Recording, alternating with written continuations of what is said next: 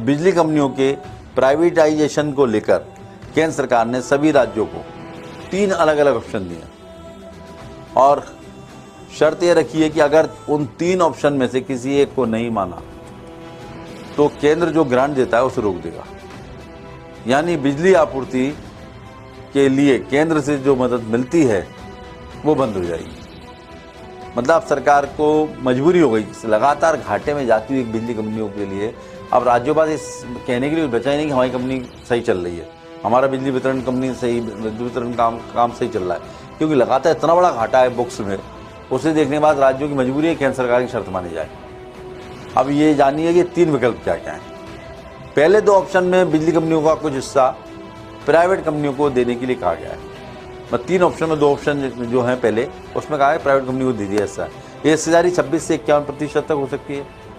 और तीसरा ऑप्शन जो दिया गया है उसमें बिजली कंपनी को स्टॉक मार्केट की लिस्टेड कंपनी बनाया जाए, ये कहा गया है। इन विकल्पों पर कुछ राज्यों के ऊर्जा मंत्री आपस में बैठक भी कर चुके हैं और ये अक्टूबर की बात है, 2025 की बात है, उसके बाद से चल रहा है। बिजली कंपनी के निजीकरण को लेकर मध्य प्रदेश सरकार का स्टैंड ये है कि फिलहाल कंपनियों को निजी हाथों में न सौंपा जाए। ये ऊर्जा मंत्री प्रद्युम्न सिंह तोमर इस बात में पूरी ताकत लगा रहे हैं। अधिकारियों का एक वर्ग भी इसी पक्ष में है। उनका मानना है कि साल 2028 में सिंगस का आयोजन होना है, जो मध्य प्रदेश के लिए एक बड़ा आयोजन है। ऐसे समय में बिजली की कमान प्रदेश के पास ही होना चाहिए। मतलब आप समझिए कि कितना तेजी से केंद्र का दबाव है कि सिंगस के पहले तक हो जाएगा, ऐसा माना जा रहा है। बिजली कंपनी का काम निजी हाथों में ना जाए, इसके लिए प्रदेश सरकार काफ़ी प्रयास भी कर रही है। भैया पहले ही प्रयास कर लेते, घाटे में नहीं जाती तो ये हालत ही नहीं बनती। सरकार या विभाग के सामने सबसे बड़ी चुनौती होती है बिजली की जितनी आपूर्ति हुई है उतना ही बिल भी जमा हो जाए।